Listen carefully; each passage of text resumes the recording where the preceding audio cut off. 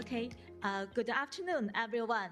Welcome to this session on ASEAN Youth Initiatives for Sustainable Food Systems, Advancing Healthy Diets and Climate Resilience.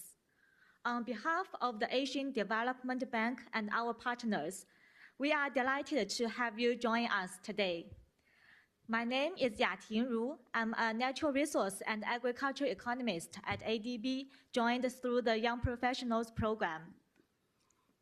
Hi, I'm Cherry Atilano. Good afternoon once again. So I'm the chairperson and founder of Agria Foundation. It is truly a pleasure to co-moderate this session with you. And today's session highlights the critical role of youth leadership in transforming food systems across ASEAN, ensuring they are sustainable, climate resilient, and able to deliver affordable, safe, and nutritious food for all. This youth session is part of the Fair Nutrition Initiative, which celebrates the intersection of science, culture, and innovation to inspire collective action for healthier, more sustainable, and inclusive food systems across Asia and the Pacific. Fair nutrition builds on the success of Fair Water, a similar ADB-led initiative that engaged youth and communities in promoting water resilience, sustainable water management, and climate-smart solutions across the region. To officially open our session, it's my great pleasure to introduce Mr. Winfried Wicklein, Director General at the Asian Development Bank. At ADB, DG Whitney leads the department responsible for agriculture, food systems, water, urban, and digital development across Asia and the Pacific. With more than 2 decades of experience working across the region, he has held senior leadership roles across ADB's country and regional operations. We are very glad he could join us today to deliver these opening remarks on youth leadership in transforming food systems in ASEAN. Join me welcoming DG Winnie, please. Thank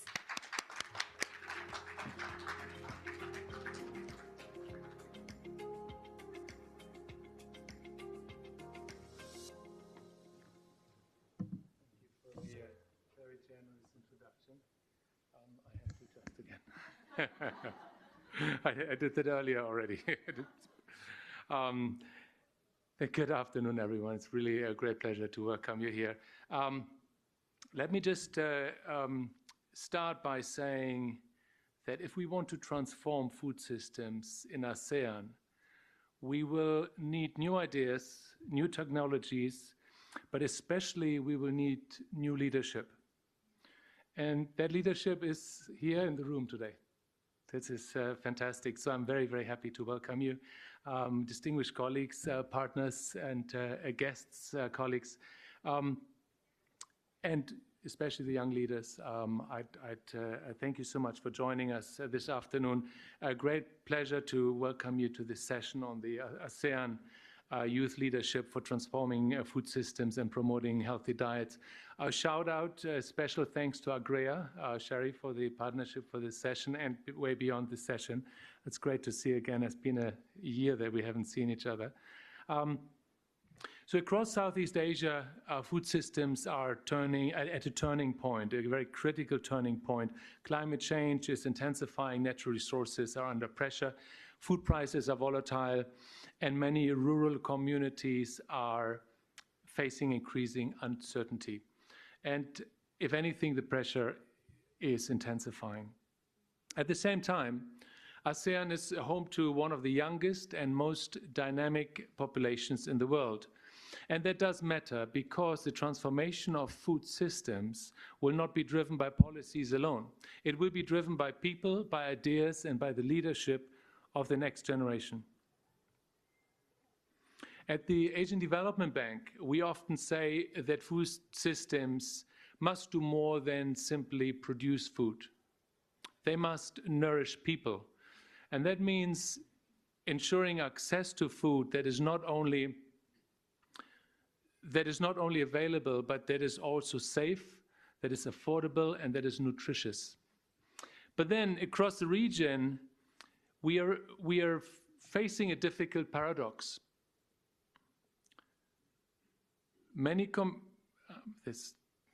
That's a funny thing. I'm sorry.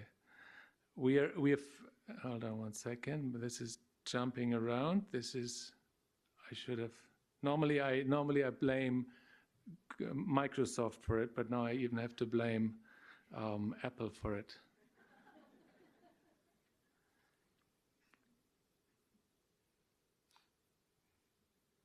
So I was at the paradox. We are facing in this region a difficult paradox. On one hand, many communities still struggle with undernutrition. But on the other hand, other communities are experiencing rising diet-related diseases. So transforming food systems, therefore, means looking at the entire system from how food is produced and processed to how it is distributed, marketed, and ultimately consumed. ASEAN's geography adds another important dimension to the equation. This region is shaped by both land and sea, where agriculture, fisheries, ecosystems, and rural livelihoods are deeply connected.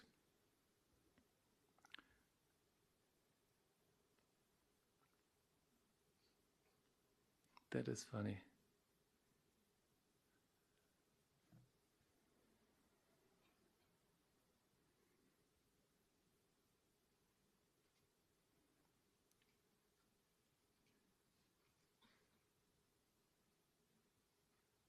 I was talking about my apologies. I was talking about the geography, which adds another dimension to the equation, as it is shaped by sea and air, where agriculture, fisheries, ecosystems, and rural livelihoods are deeply connected. So building resilient food systems means working across the entire chain, from sustainable farming and responsible fisheries to climate-resilient crops and healthier food environments. And this is where the young people, the youth, comes in. Because across ASEAN, young innovators are already transforming agriculture and food systems. They are launching agri-startups, for instance, developing digital tools for farmers, or creating sustainable food businesses, or advancing climate-smart solutions. They are showing that agriculture is not a sector of the past, but rather it can be one of the most innovative sectors of the future. But we must also be honest about the challenges. Too many young innovators still struggle with the basics. The basics being access to land, access to finance, access to technology, and access to markets. So if we want the youth to lead the transformation of food systems, those barriers must come down. That requires actions from all of us, from governments, from development institutions, the private sector, and partners across the region. Many of us, all of us, belong to these groups, so it requires our partnership. That is why this session today matters. It's about giving space to youth voices. It is about learning from young leaders and innovators across the region who are already turning ideas into action. We will hear today about ASEAN Youth Pledge, a living framework that aims to strengthen youth leadership and collaboration in building sustainable food systems and healthy diets. We will also hear from some of you, from the very inspiring youth representatives who are driving the change in the communities. And later, we will recognize the winners of the ADB Youth Awards, celebrating the initiatives that are shaping healthier and more sustainable food across ASEAN. So let me close with a message directly to the young people in the room. You are often described as the future of ASEAN's food systems, but having done my background reading on this session and see what we will learn later about you and from you, the truth is you are already shaping that future today through your ideas, through your innovation, and through your willingness also to challenge some of the way things have always been done. So the future of food in ASEAN will not be written somewhere else. It will be shaped by you, the young leaders in this room. I look forward to the discussion today. Thank you very much. And my apologies for the mishap.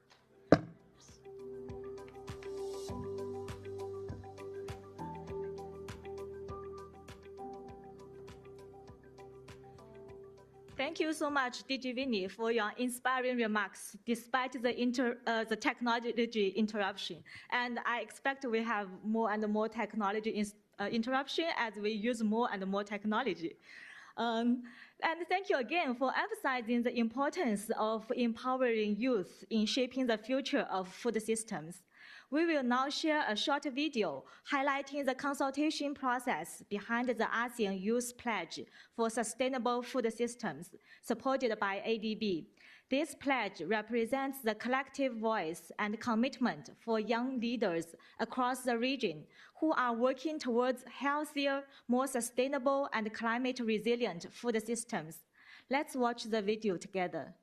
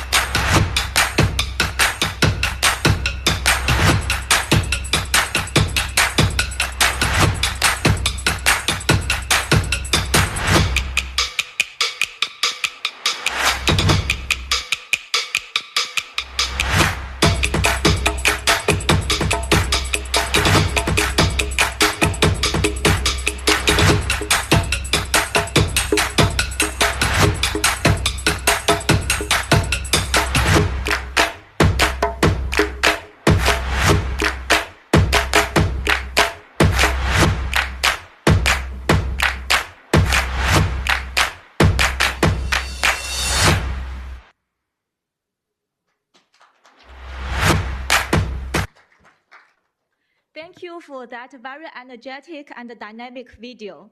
Now I would like to invite our youth representatives to come onto the stage to read the ASEAN Youth Pledge for Sustainable Food Systems. These young leaders represent organizations and youth movements across ASEAN who have actively participated in the consultation process by Agri Foundation.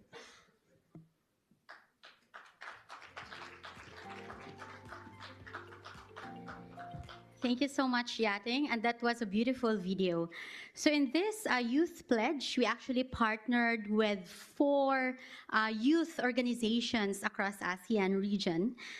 First is the World Food Forum Philippines, is the Philippine Youth Chapter of the World Food Forum of FAO, which brings together youth leaders to address food security and sustainability challenges in the country, fostering innovative solutions through collaborative with local partners.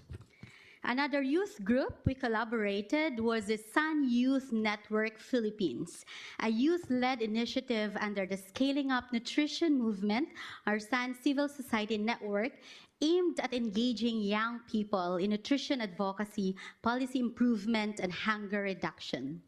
The third youth group, the ASEAN Youth Organization, an international non-partisan, non-profit, and non-governmental organization that promotes international understanding and goodwill in line with the ASEAN motto, one vision, one identity, and one community. And the last group is the Center for Leaders. It's a developmental institution committed to advancing people-centered and sustainable development through leadership formation, grassroots empowerment, and multi-sector collaboration and sustainable rural development across Asia and the Pacific. They're going to read the youth pledge that was a product of the consultation. We, the youth of ASEAN, united across our diverse nations and communities, pledge to work together for a future where our food systems are sustainable, resilient, and inclusive for all. Recognizing the growing challenges of climate change, rising food costs, and unequal access to nutritious food, we commit to protecting our ecosystems, strengthening food security, and ensuring that healthy and affordable food is accessible to every community. We pledge to champion climate-resilient agriculture, sustainable fisheries, and responsible stewardship of our land and oceans, recognizing that the future of food in ASEAN depends on both our farms and our seas. We commit to innovation, collaboration, and entrepreneurship, harnessing technology, knowledge, and youth leadership to transform food systems and create dignified opportunities for young people across our region. We call for meaningful youth participation in shaping policies and decisions that affect our future, ensuring that youth are not only heard but empowered as partners in building solutions. Together, in the spirit of ASEAN solidarity, we pledge to work across borders and generations to build food systems that nourish our people, sustain our planet, and secure a resilient future for Southeast Asia. This is our pledge. This is our commitment. This is our shared future. Thank you. Thank you so much for that powerful and inspiring commitment. Please stay on the stage, and now we would like to invite the ASEAN country representatives to join the stage for a photo opportunity. And also DG Vinny, please come join us. Lance is also here. Please come join. And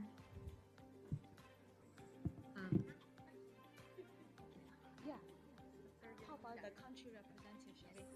Call them. Okay. Dr. William Dar, please come on stage. Mr. Bondas Southville, Director General, please come. And Martino Laurentino Soares. And Undersecretary Jeremy Oliveros.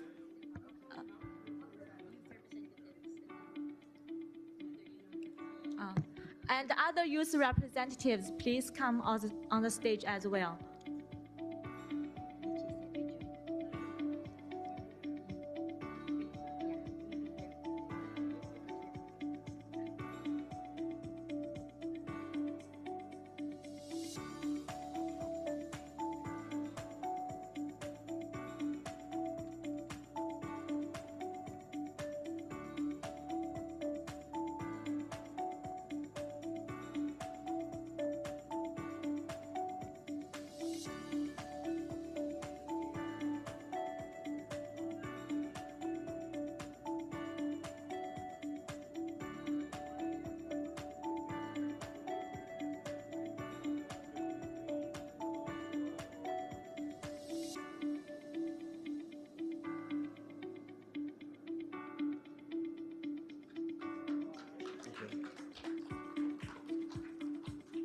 Thank you, everyone. You may now return to your seats. Thank you.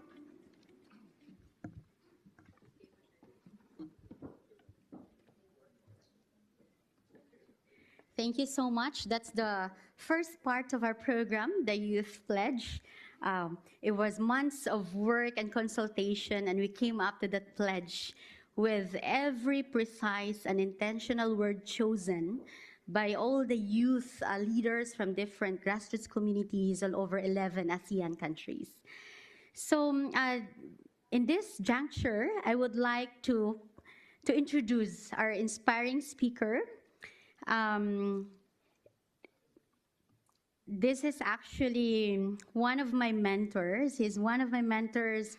I met him way back, more than a decade ago. I visited him when he was Director General in ICRISAT in India, the only Filipino who actually headed the organization for 3 long terms, a total of 15 years. So currently, he was also former Secretary of Agriculture twice, in 1998 and as well as in 2022. So Dr. William Dar is currently the Senior Advisor to the Association of Southeast Asian Nations Business Advisory Council, or ASEAN-BAC, Board Chair of the International Service for the Acquisition of Agri-Biotech Applications, and he is also a distinguished Filipino agricultural leader, advocate for small farmers, fisherfolk, and agripreneurs, recognized for servant leadership and commitment to food security and inclusive agricultural development. Please join me in welcoming Dr. William Dar for an inspirational message.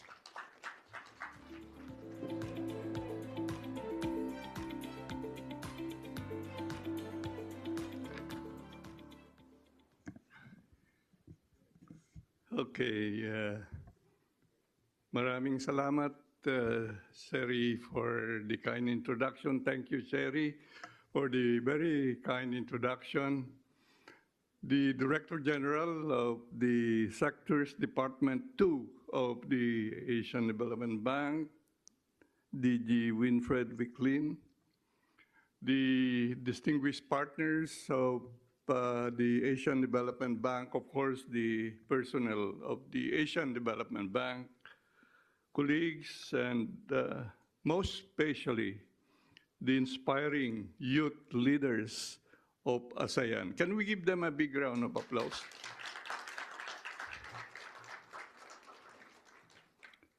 The future of food and nutrition security in ASEAN will not be determined only by policies, technologies, or investments. It will be shaped by the vision, courage, and leadership of the youth gathered here and the rest of the youth outside this forum. At this point, I would like to, again, mention from my perspective, and which is what I am advocating today, transforming ASEAN agri-food systems is a must.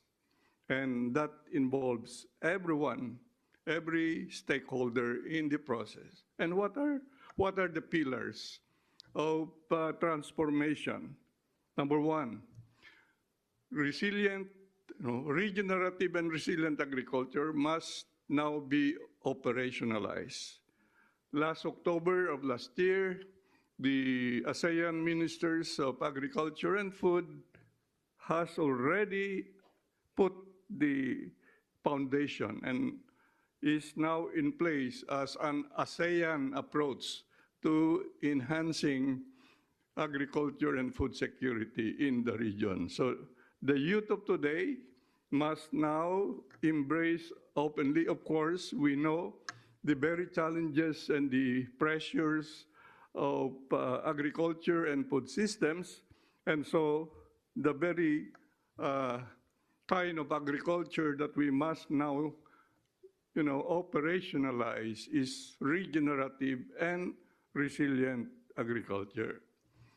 Number two pillar, we now have to put in place what I would consider inclusive agribusiness. Multi-stakeholdership is key. And we not only help the small farmers, of course, but we also bring in a more active fashion the engagement of the private sector, and hoping that the private sector will have the heart and the mind to pursue inclusive business models so that they can partner with the, of course, small farmers that are in collective or in association or in cooperatives. So again, there is a model that will translate this inclusive agribusiness into what I call public-private producer partnership. And so I was meeting with the Director General of FAO before this session, and I said, why not FAO promote actively this strategy, actively in a scale that we have never seen before? Because if the present, arrangement of governments only helping small farmers without actively engaging the private sector into the partnership, then it will always be a very slow transformation. And even maybe DG, please consider this, and I believe you will be more successful this time around when you bring in this model of public-private producer partnership in scale, not piloting. We have piloted too many things and we never have scaled up. Now, the third pillar is now tapping the very power of digital platforms. You know, today and in the future, data, artificial intelligence, and many of these digital platforms will spell the difference. That's the kind of future agriculture that we will have, driven by knowledge, by data, and by artificial intelligence. And the youth will be very key in enhancing that transformation process using digital platforms. And the fourth pillar of that transformation process is future-ready human capital. We need to start investing in a big way because, of course, the present human capital are now getting older. The farmers are aging, for example. So more of the youth of today, we should bring them into the mainstream of this transformation process. So having said that, 4 pillars, it must be anchored on a, because agriculture is not just food production. It engages various other very important components. And that's why I'm proposing, again, that we anchor these 4 pillars into what I call water, energy, food, and environment nexus. So there you are, very powerful pillars, anchoring it on the water, energy, food, and environment nexus. And there you are, financing supported. You have a very accelerated transformation of the agri-food systems in the ASEAN. So the youth represent a generation that clearly understands that transforming food system is not simply about producing more food, it is about producing better and more nutritious food, building climate resilience, protecting our natural resources, and creating inclusive opportunities for farmers, communities, and entrepreneurs across the region.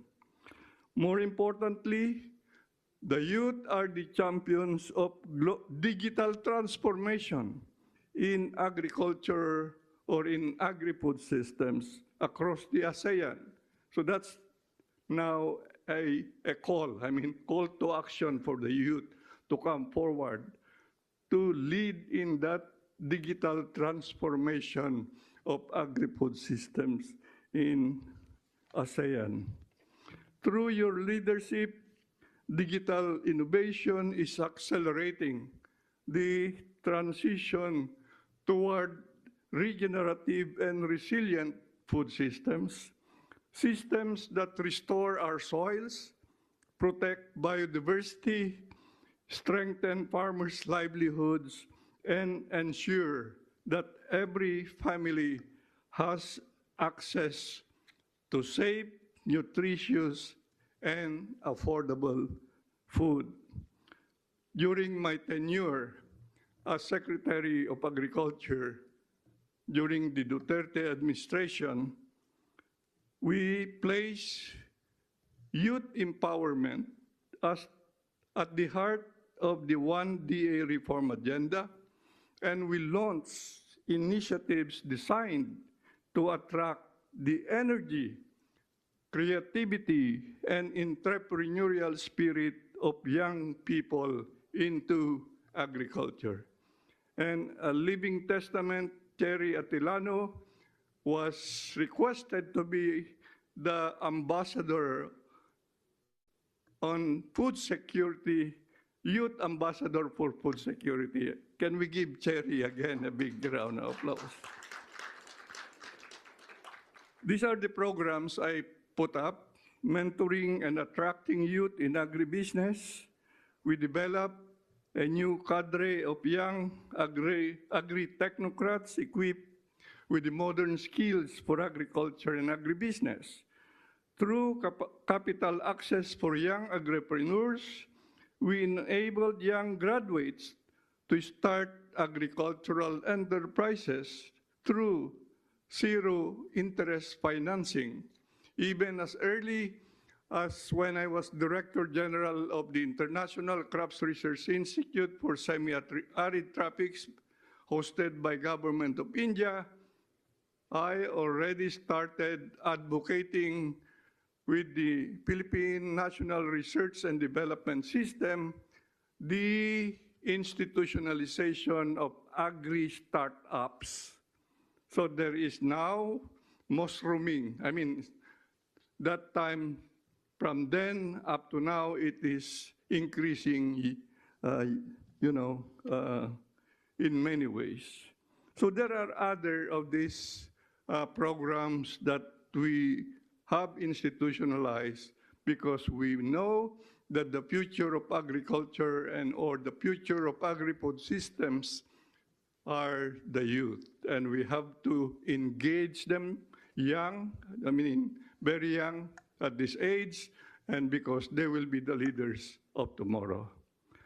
I have yet many things to tell you, but just to, again, conclude, I encourage the youth of today, dream boldly about the future of food in ASEAN, innovate fearlessly using digital technologies, champion regenerative and climate-resilient agriculture, collaborate across borders and disciplines, and build food systems that nourish both people and planet. The future of ASEAN's agri-food systems will not simply be inherited. It will be designed, cultivated, and led by you. Let us work together so that the ASEAN of tomorrow is nourished by resilient farms, empowered farmers, innovative entrepreneurs, and a generation of youth who choose not only to imagine a better future, but to grow it. Thank you, and I will look forward to the powerful ideas, commitments, and leadership that will emerge from this inspiring gathering. Thank you very much.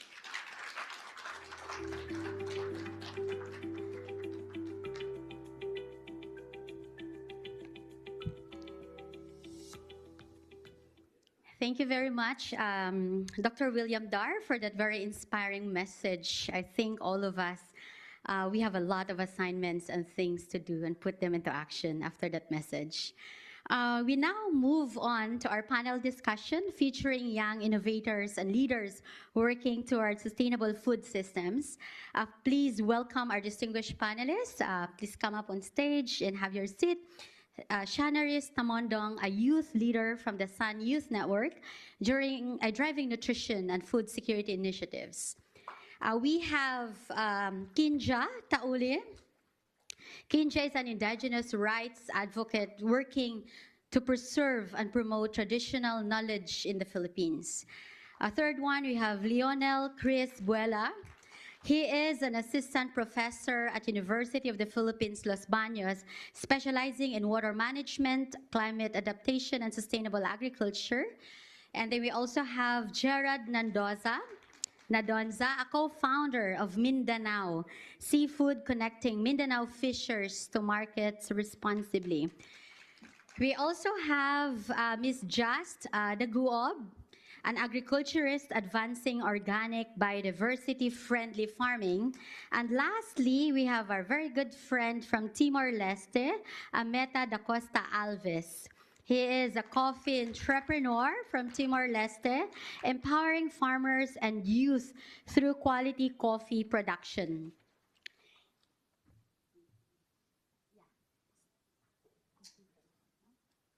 Yeah, good afternoon to all our panelists. Thank you so much for making time to come to our session and really, you've been so inspiring in the work that you do on the ground. So we have very limited time, as you know. We have 30 minutes to press on, and we have 2 questions. But my first question is, from your experience, how can ASEAN youth help transform agriculture and food systems to be climate resilient while ensuring access to affordable, safe, and nutritious food? Who wants to answer first? Thank you, Ms. Cherry. Maybe sharing from our experience, working with and listening to young people, particularly through youth-led nutrition dialogues and community engagement under the Sun movement, we see that youth are indeed drivers of food systems transformation. First, youth can ground solutions in community realities. Across ASEAN, young people are leading participatory research, nutrition dialogues, and consultations, including children and vulnerable groups. So, second, youth can be capacitated and mobilized to strengthen local food systems.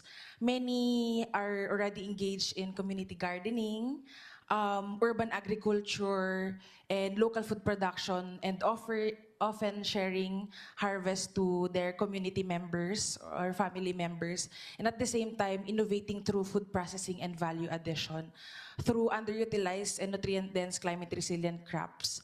And third, also opportunity, we must maximize key entry points for youth, especially in schools, community, and digital spaces where our demographic usually spend most of our time. So school gardens, for example, are not just production spaces. They can be platforms for learning agriculture, nutrition, environmental stewardship, and even entrepreneurship, while building ownership and engagement among young people. So yeah, I think there should be a move beyond traditional approaches because from our experience, real change happens when young people are informed, inspired, and actively engaged. Yeah. Thank you so much, Shana Rees. I think we would go to our Timor-Leste friend. He comes all the way from Timor-Leste to be with us. So please share your insights and come from your experience with Timor-Leste farmers. Okay.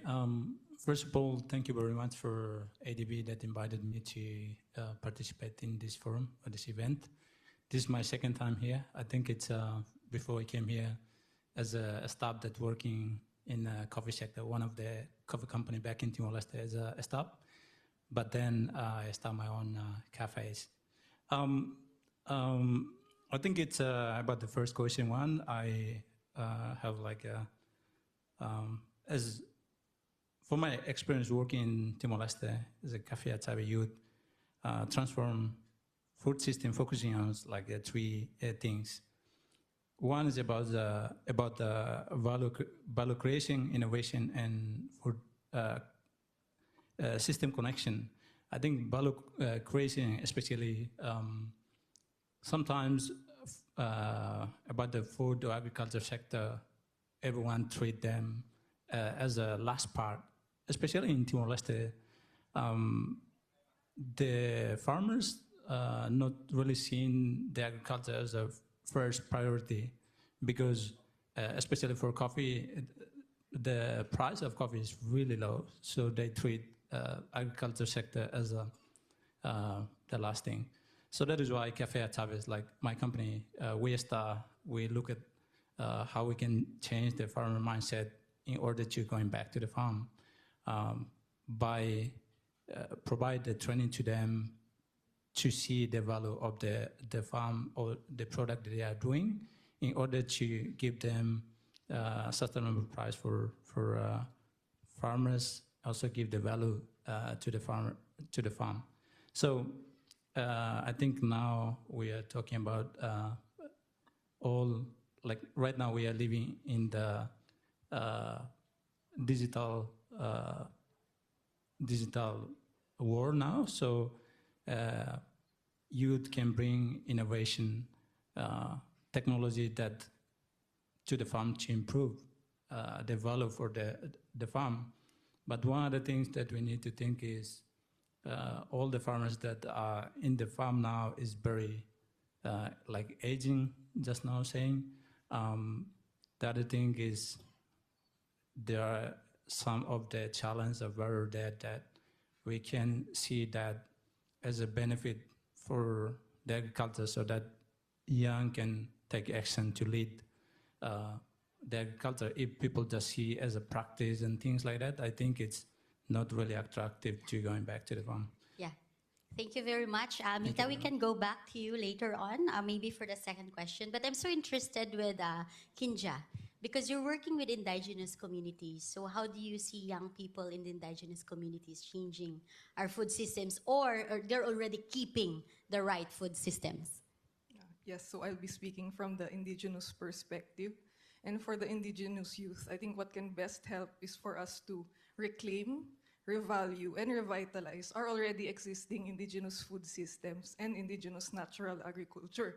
So when we talk about indigenous food systems, we already know that this is ecologically sound, it's sustainable and resilient, because this is land that the communities have nurtured since time immemorial, and it is the value inherent to them that it must be passed down to the next generations. And so the practices involved in these food systems are environmentally sound, starting from production to distribution to consumption, and even to recirculation of food waste. So they know how to utilize food waste in a way that there will be no waste. And another thing that's another characteristic of indigenous food systems is that it promotes food biodiversity. So because of the variety of ingredients, they utilize food that is already present in their environment. You can see when you look at their cuisine, how varied the ingredients are. So they utilize wild foods like mushrooms, not just crops. And so this contributes to food security and food diversity that helps to better nutrition, because this is clean food. Yeah, thank you so much, Akinja, for that. How about from Mindanao? Because you work with Blue Economy, you know, the seafood farmers, fishers in Mindanao. Can you share us a bit more? Okay, so I would like to speak from my experience in building the local seafood brand Mindanao. So we started in 2022. So I guess we have a credible opinion on this. And we work with a lot of partners in the southern Philippines.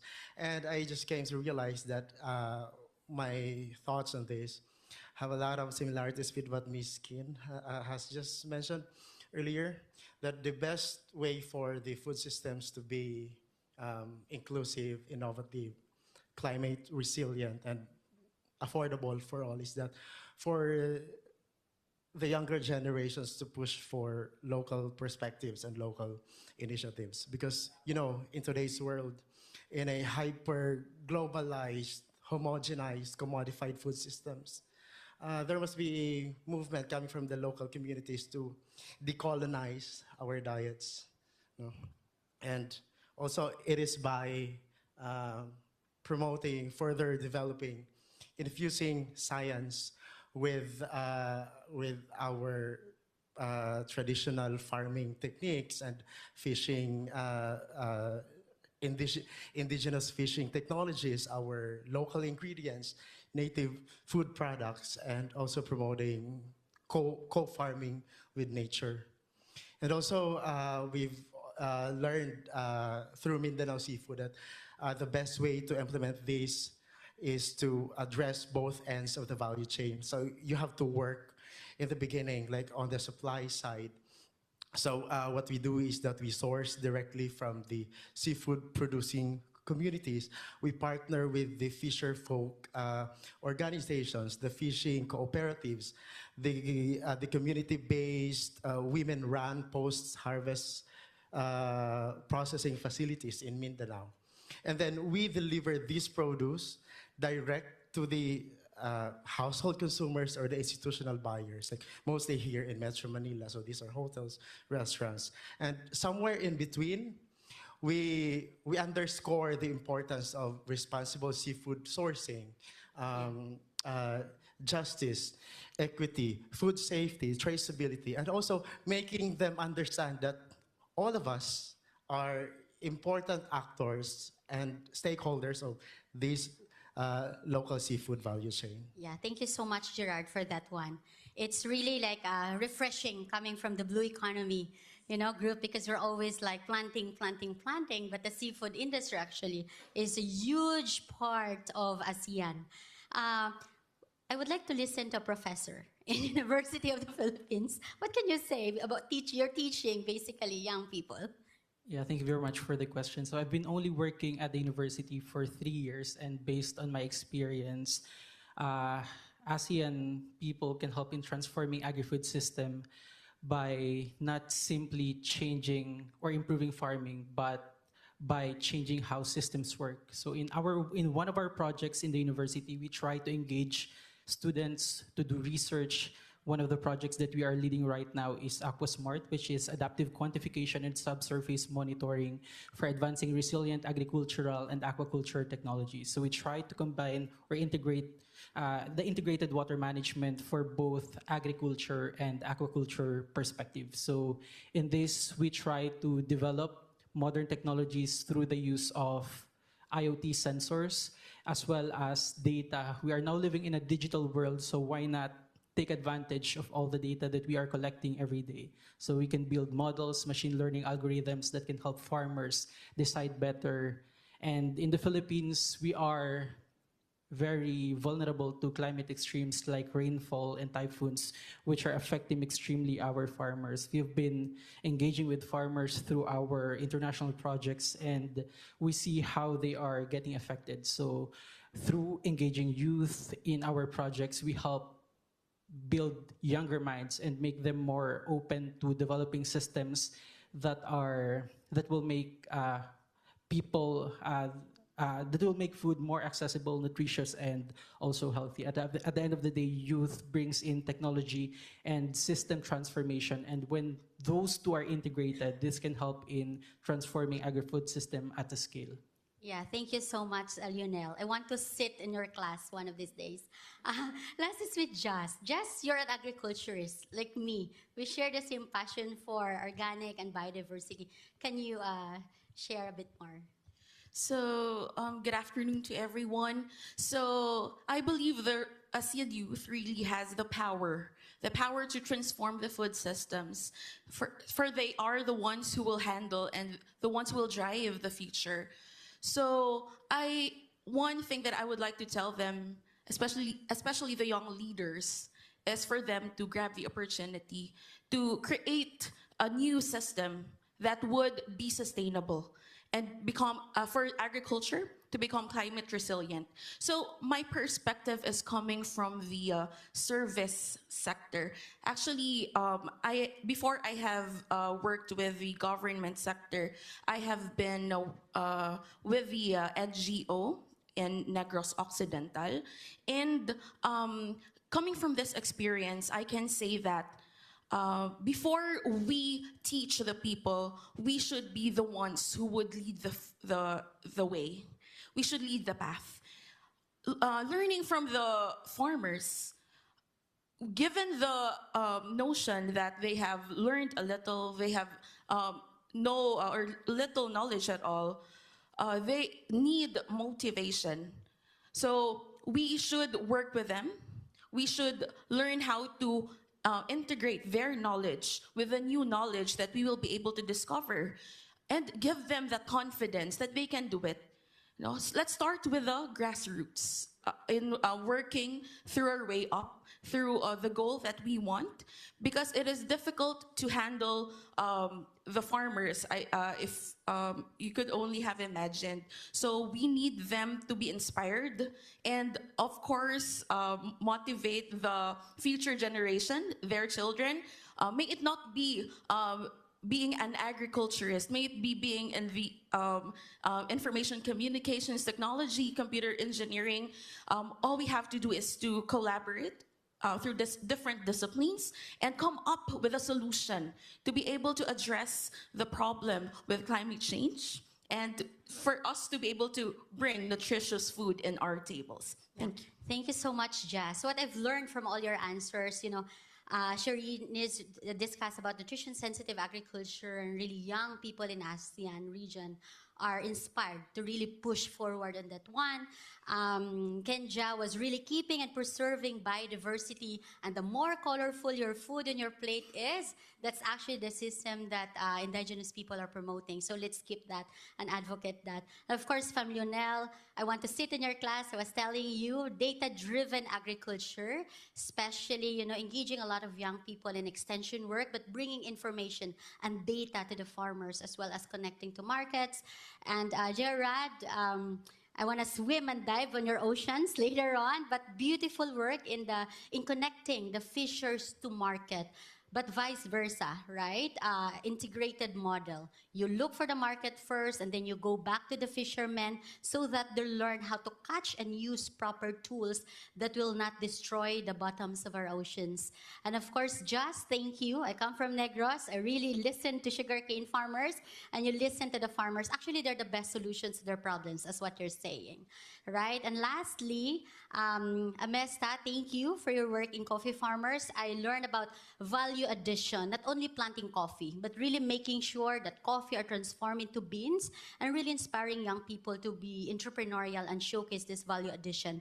So last questions, we only have barely, I think less than 10 minutes. 10 minutes, I have a timer here. So 10 minutes, I don't know if you can still answer it. What are the biggest barriers for young people to achieve the dreams that you just shared with us? Okay.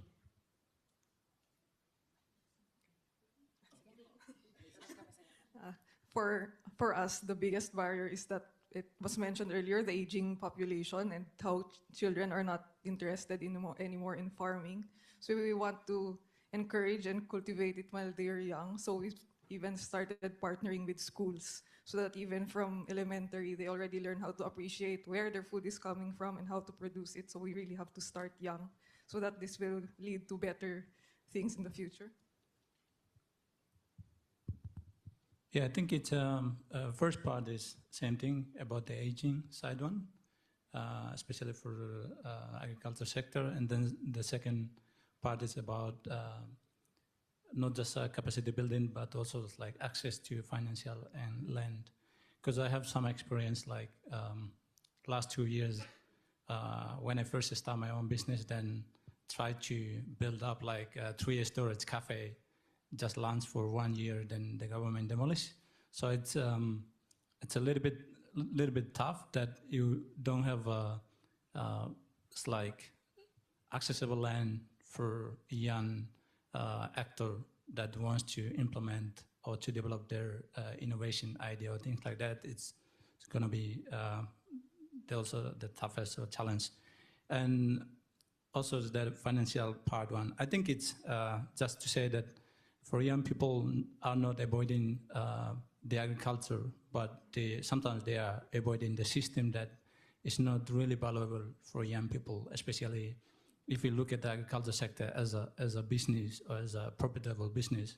If sometimes we look at that as a low valuable profit business, then people choose to go somewhere to work outside from the country rather than they can work in their country.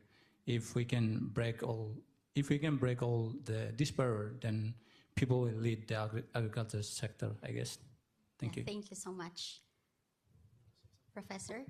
Yes, working at the educational sector, I think one of the biggest problems that we're experiencing is access or lack of access to better education as well as access to facilities. So in the university, we have a lot of ideas. I see from my students that they are they have a lot of ideas to transform the agri-food system, but they don't have access to facilities. They don't have the sensors to implement their ideas. So I think that in order for them to be more engaged to agriculture, to encourage more young people to be involved in agriculture, we have to give them access to education and facilities that will improve their knowledge on agricultural and food production systems.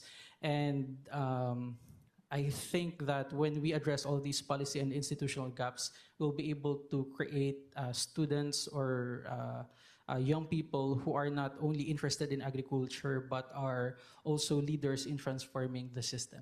Yeah, thank you. Yeah, I think what we've reflected upon in this panel now is there are already implementation-ready solutions that grassroots young people have, but we know that the scale of implementation is limited and under-resourced.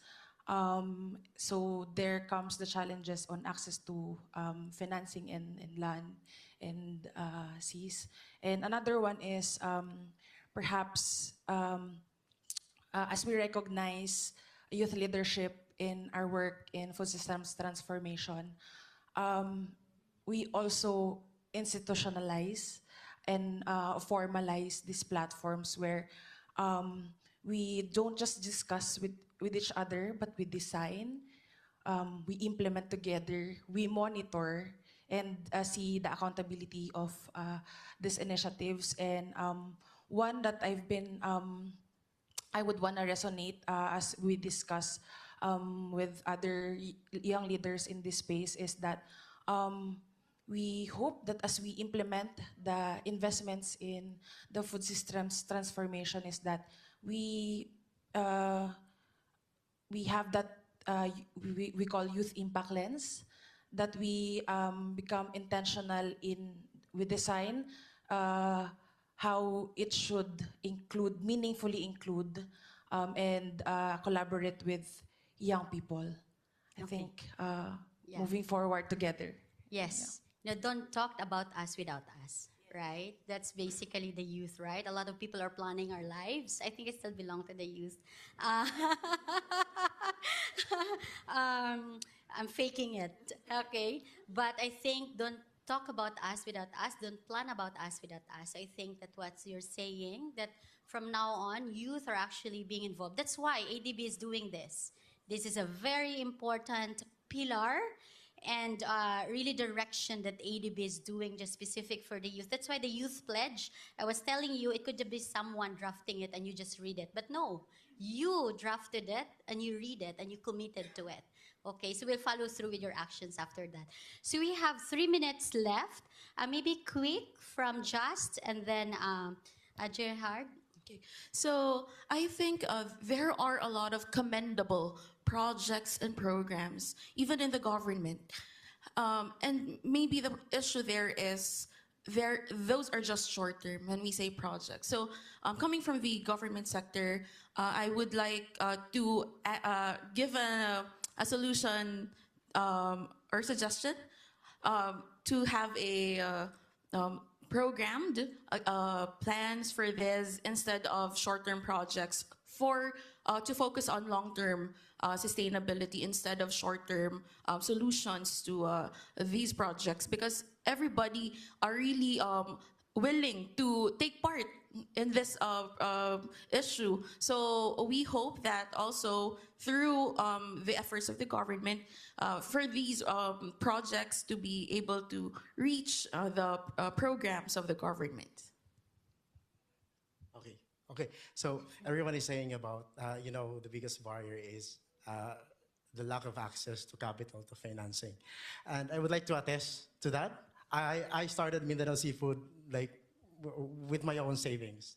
Up until now, we don't have, we operate without any angel investor, we don't have any grants received.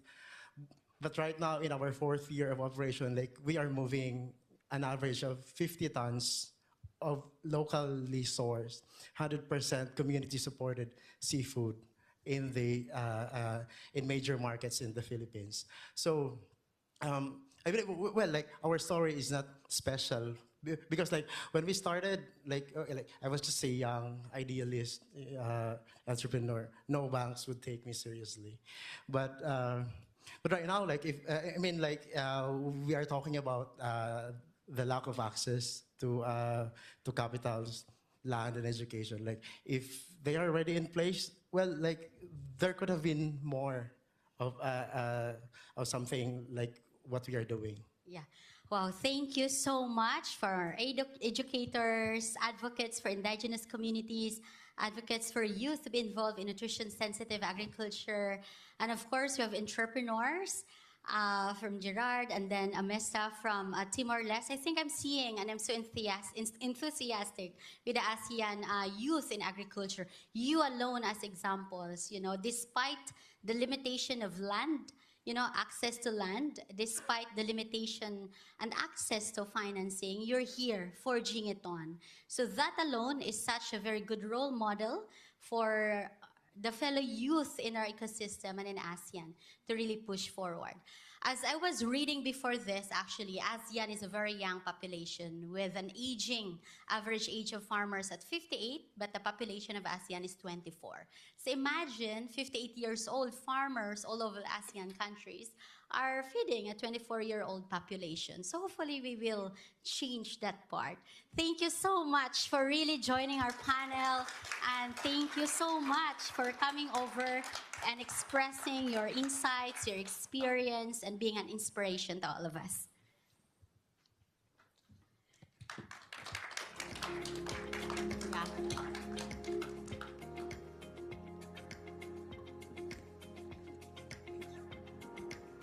Thank you so much, Cherry and those panelists. That's such a wonderful discussion, very rich and very insightful. And we do see a lot of potential in youth. And because of that, at Asian Development Bank, youth engagement has always been at our heart, and it has been a priority across the sectors. As introduced earlier, we have the Fair Nutrition and Fair Water initiatives, which aims to support inclusive and sustainable development. To share more about youth engagement within ADB initiatives, I'm pleased to introduce Tanya Heiser, who is a senior water resilient specialist at ADB, working on integrated river basin and coastal management, nature-based solutions, and resilient urban water systems across Asia and the Pacific.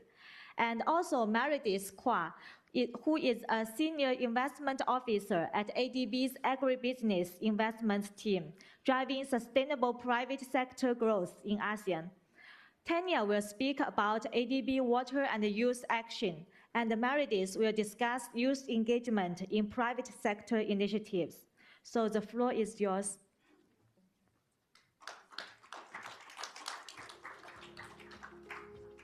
Thank you very much. It's a pleasure to be here, and I have to say, wow, I was really impressed by everything that was discussed here, and I wanted to continue the conversation. But instead, I will talk about youth, but also repeating your pledge, empowering you as a partner in building solutions. That's what we aim to achieve. Thank you, Coco, as a champion to have us here.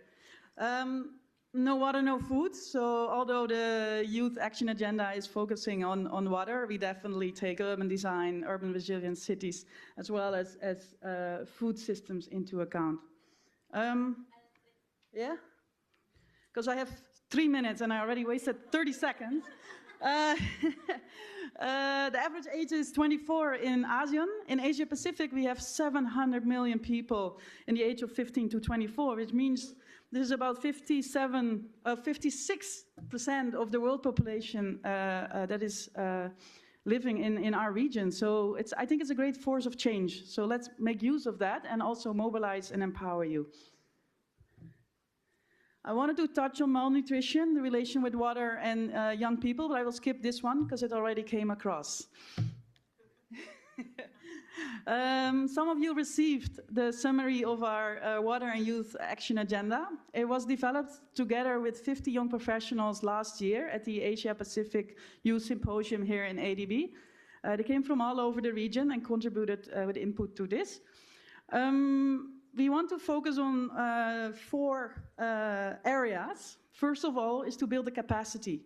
Capacity in the government agencies, and we do that, for example, by Young Expert Program, where we place young professionals, external, so from the region or internationally, in the government agency, working together, being paired for 1 year with a young professional already employed by the government there. So they will be working together on ADB projects and other activities within the DMC. They have a training in the Netherlands for 2 weeks about soft skills, negotiation without power, business case development, project management, as well as they get coaching. They will have a development plan for their professional and personal futures. So it's a very useful program, I can say, because I'm one of the young experts 12 years ago. We have a pilot now actually completed pilot in Vanuatu, and the consultant is still staying there with the government and working together with the young professionals there, building capacity. We have 4 young professionals in Nepal, and in Indonesia, we expect to start within 6 months with another team or pair. We talk about power of youth a lot, and for us, power of youth, we need to show. So we're doing a study on socioeconomic value of youth to show what you can actually bring in ADB projects, in the projects with the government, because our focus with this agenda is really on our operations, right? The preparation of investments and loan. The study is available now, so we can share that with you. We also designed a framework how our project team leaders can see what the value of youth is in operation and maintenance or in the design of projects, in innovations, as we also touched on that. I think AquaSmart is a great example that should be shared to our water teams to consider that in the projects. And last but not least is develop projects with youth. So these are not youth projects, these are water projects, food projects, where we make sure that youth plays a role in either the project design or in the implementation, depending on what is possible in country. We will also support that with country-specific networks, together with our team on the NGO Civil Society Center. And what we want to do is to make our project team leaders in ADB aware on how to do that. And therefore, we are very happy with all the input we received so far from the young professionals here in the room and also in earlier sessions where they can play a role. Okay, next slide. Next slide. This was the main thing I wanted to show. So this is the study we were working on, and we're going to pilot this very, very soon, where we want to explore on one of the ADB projects what the actual economic value of youth is. In the end, Asian Development Bank is a bank, so we need to show this, and then for sure there will be valid reasons to involve more young people. I believe in it already, of course, I don't need the numbers, but many people do, so that's why we do this. And this is actually making ADB front runner, so of all the multi-development banks, ADB is the first one looking into this, and they're all quite excited to learn more. Sorry, Toko, I think we're there. Thank you very much.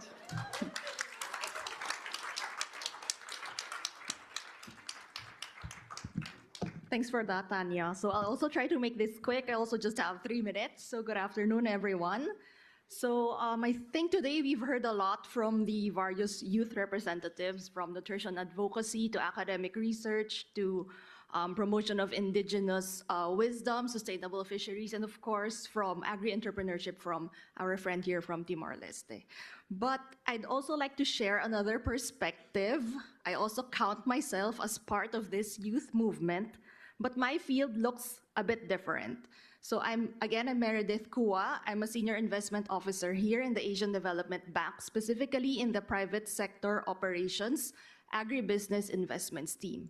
So my team, we don't just fund projects. We structure deals to future-proof regional security, and that means building climate resilience, giving smallholders fair market access, and of course, making sure safe, nutritious, and affordable food is a core goal, and it's not just an afterthought. So people often ask, how do you do that from behind a desk? So here in the private sector operations, we use finance as a lever.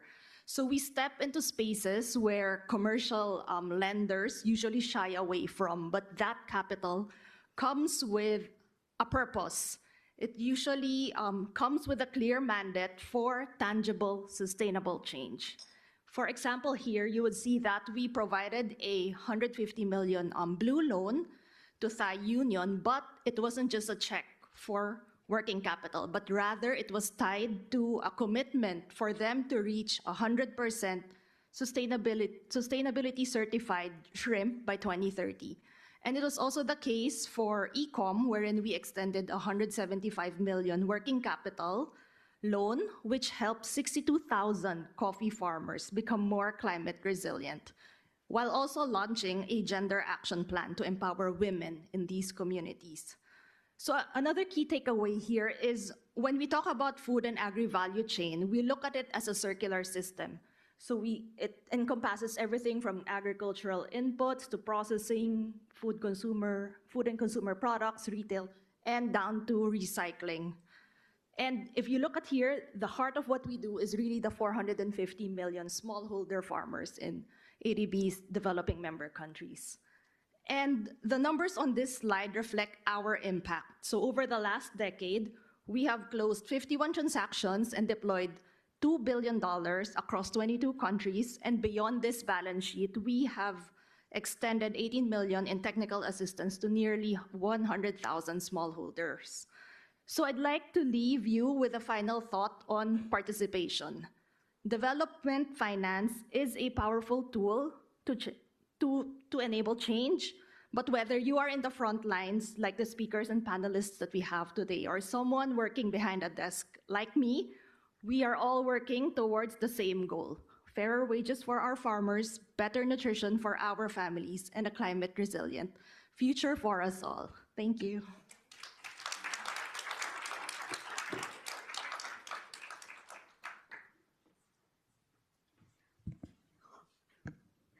Thank you so much, Tanya and Meredith, for introducing ADB's engagement with youth.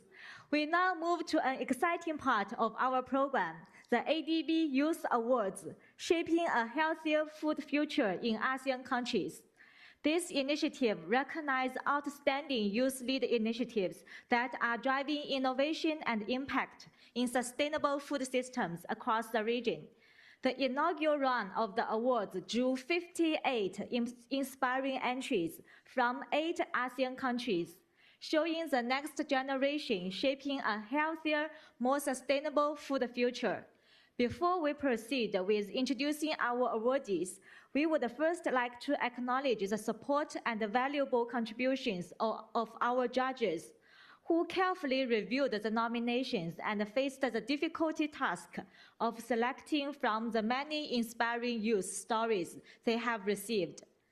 So we have Jason Rush, who is a Principal Regional Cooperation Specialist at ADB.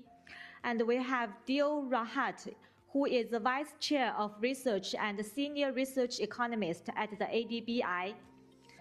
And we have Heidi Ear Dumpi, who is the head of the NGO and the Civil Society Center at ADB. Also, we have Jay De Couros, who is a Senior Director for Development Programs at Alaya Foundation. From the organizing team that conducted the initial shortlisting, we have our own Toko Kato, Senior Food and Nutrition Specialist at ADB, and So Balenia, Knowledge Management and Communications Consultant. Of course, from the Agria Foundation, we have my co-moderator, Cherry Attilano, Chairperson and Advocate for Sustainable Agriculture and Agri-Entrepreneurship. And we have Christine Yodeloman, Executive Director, who leads the programs on farmer empowerment and rural development. Thank you to our judges for your time and invaluable contributions to this initiative. Now, for the exciting part, let's watch a short video highlighting the inspiring work of our winning youth initiatives.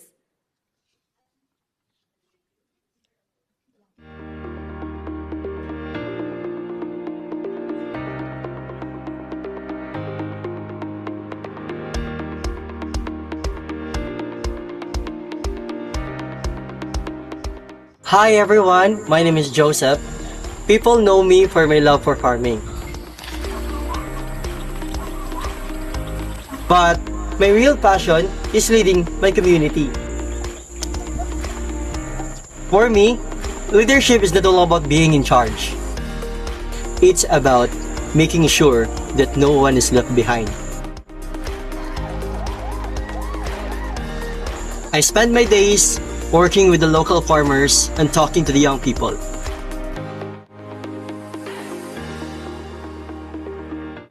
because I want to show them that there is hope and future in our own soil.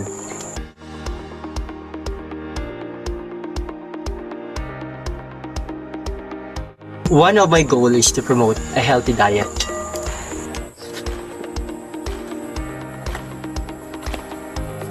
Many people don't know that the best medicine is the food that we grow ourselves.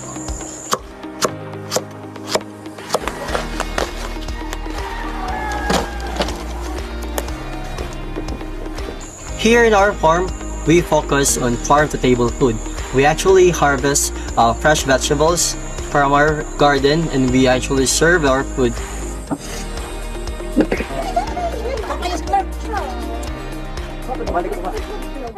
If we teach our community on how to grow our own food, we are not just fighting hunger, but we are building a healthier generation.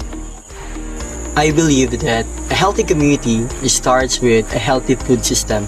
My work is all about connecting the gap between the old ways of farming to the new innovative methods of farming.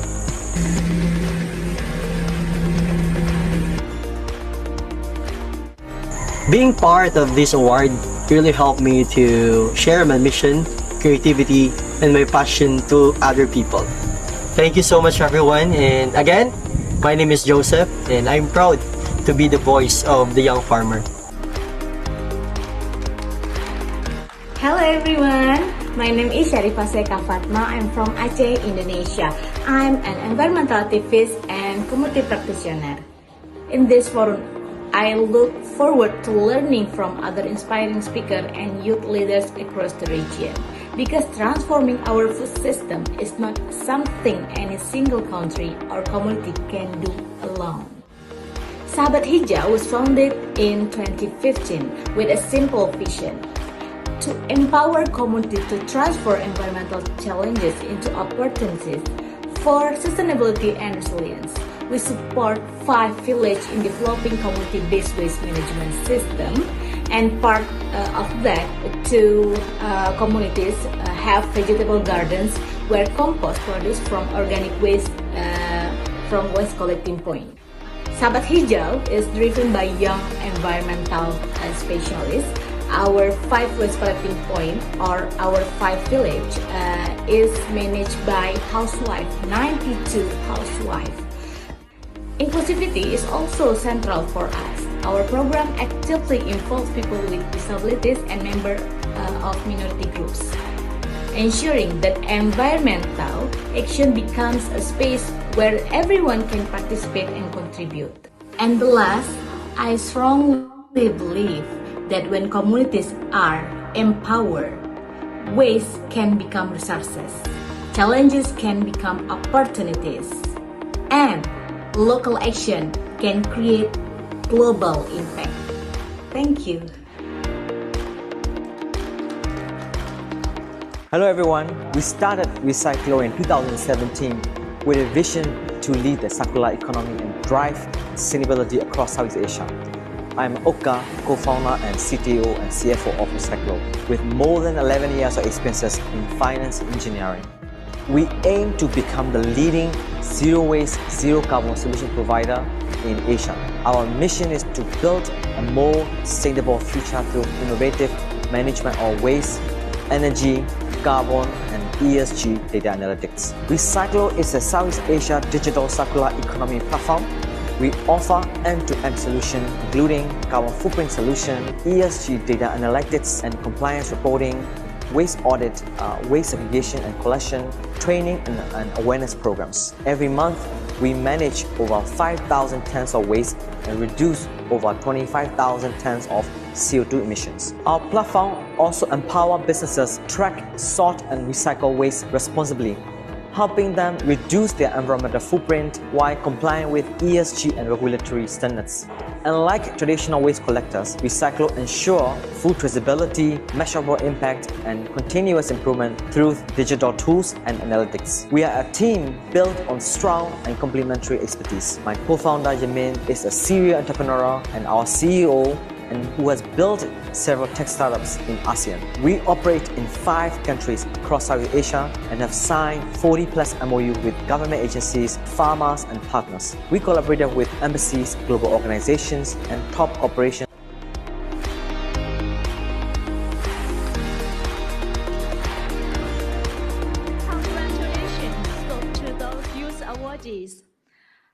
And thank you for sharing those impactful stories with us. To deliver the deliver the awarding remarks, it's my great pleasure to introduce Lance William Gore, Principal Water Resource Specialist. Lance will be delivering the remarks on behalf of Mr. Qingfeng Zhang, Senior Director for the Agriculture, Food, Nature, and Rural Development Sector Office at ADB. Lance, the floor is yours.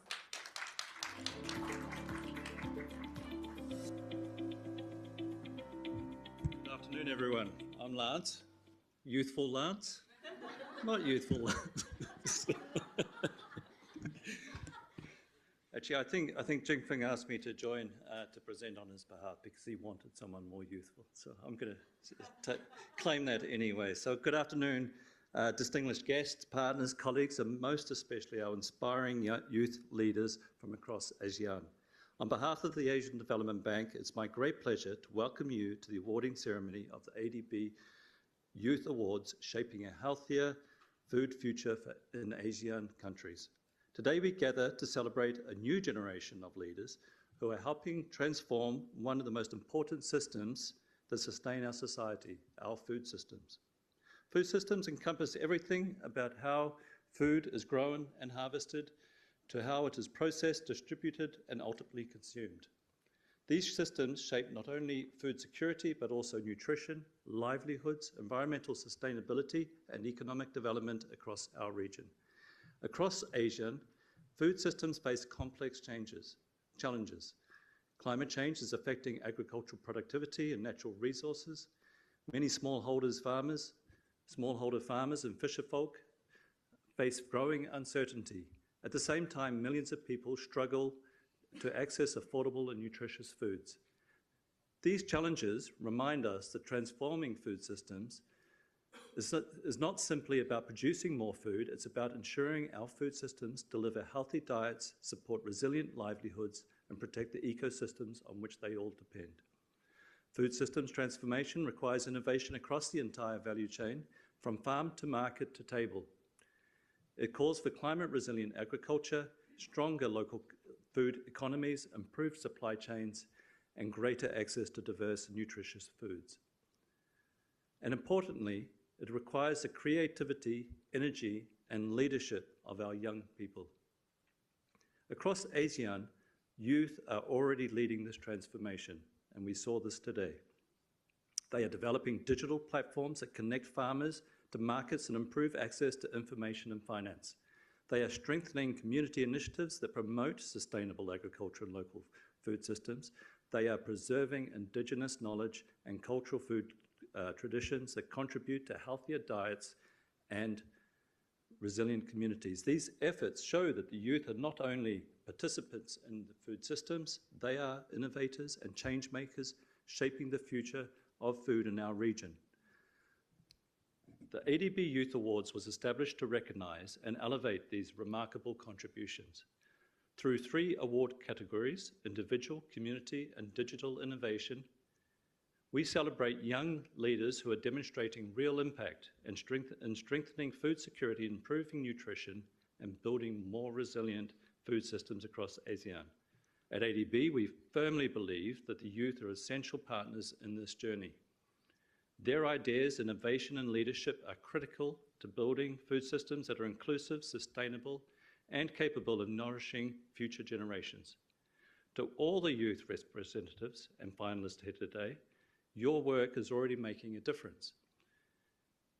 You are strengthening communities, inspiring others, and demonstrating what is possible when passion and innovation come together.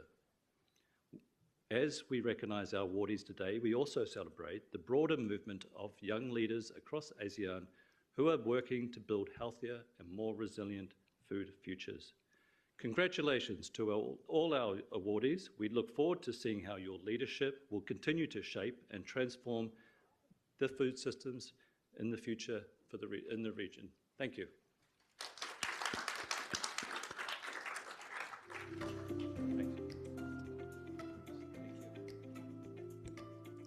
Thank you very much, Lance, for those encouraging words. So now, this is the juncture that you will meet those awardees that you actually have seen on the video. So, but before that, I may request DG Vinny to come up on stage. And of course, Lance, may I kindly invite you to come back here with us on stage. And country representatives are here. Please come up on stage. And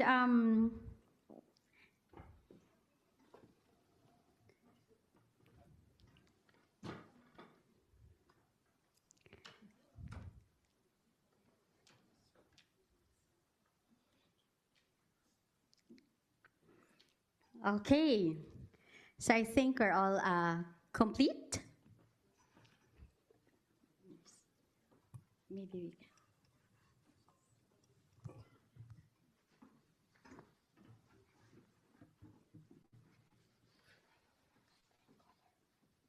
Okay. So for individual leadership category, you saw a young farmer there. His name is actually Rodman Joseph Obas from the Philippines. Joseph, please come up on stage. He's so inspiring when you're reading the nomination about his award, his application. He has 20 million followers in social media combined for Facebook as well as TikTok. He's promoting farming, farm to table, product processing, value addition. If you are on Facebook, follow Joseph the Explorer.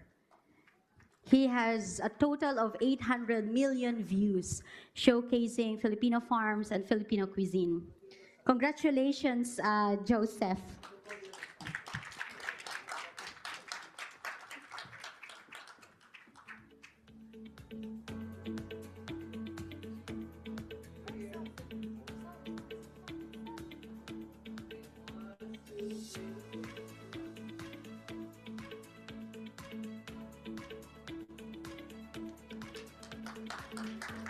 Congratulations, Joseph. For Community Leadership Award, I would like to call on Sharifa Seka Fatuma from Aceh, Indonesia. She's working with 95 housewives, sorting waste and convert them into sustainable organic fertilizer that actually they sell and contributes to a lot of farming communities in Aceh, Indonesia. Congratulations.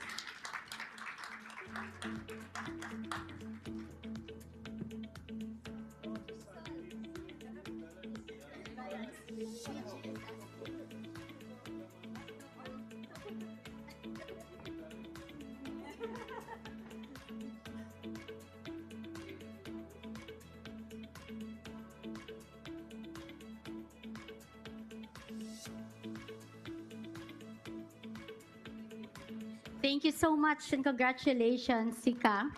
For our third awardee for Digital Innovation category, may I call on Oka Piomang, Digital Innovation in Southeast Asia region. His company has been present in 4 countries with 40 big clients, including governments.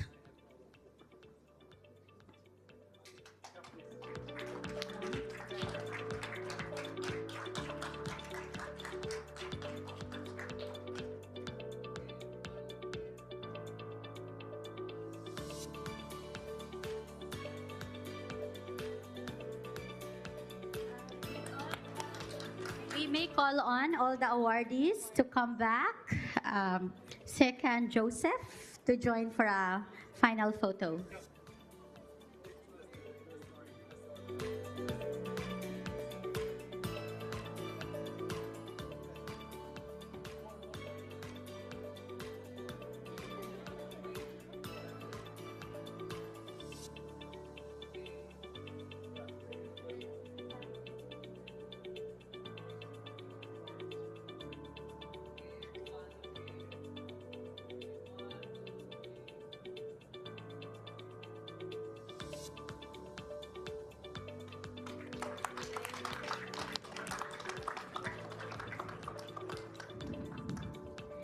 Congratulations to all our winners. Wow, what a beautiful, inspiring afternoon indeed. And now to synthesize and provide a few reminders, we'd like to call on Toko Kato, Senior Food and Nutrition Specialist from ADB AFNR. Toko, the floor is yours. Okay, thank you so much for staying so late. I know it is overtime, but I'm so happy that we could have this discussion with the young people. You really gave us the hope that we are going to make our food future or future of food healthier and sustainable. So we would like to keep learning from you how things should be, and we might visit, right? Sherry, we're going to visit them, right? We're going to visit you, so show us how we can talk to community, listen to them, and how we can design together our future. I just want to also give the special thanks to some people who really made this happen. Eric told me this was the best fun session of the forum. So thank you, Cherry and Christine from Agrea. And special thanks also to my colleagues, Sol, and also who are not here, but Leah, Princess, who really made everything, the processing to be smooth and give the funds to the people who need. So thank you for everybody to have this session. And Bini, really thank you for your time and make this happen for all of us. And this is starting point for our youth engagement, really taking the baton from the Tanya in the water sector, and maybe we can work together, water and nutrition and agriculture all together, and to make the food system healthier. And this is ASEAN, but maybe in 2 years or in a year, we want to talk about the youth in Asia and the Pacific. So this is our dream. And now, since it's late, and we're going to have the welcome cocktail reception in the staff hub, and it's going to be special because Agrea Foundation helped us to bring the 5 local chefs who are going to share special dish with the locally sourced food. And guess what? Cocktails with the local flavor. So don't miss it. Don't go home yet. We're going to have the reception at the staff up from 6. So with this, I would like to end the session. Thank you so much. Really appreciate it.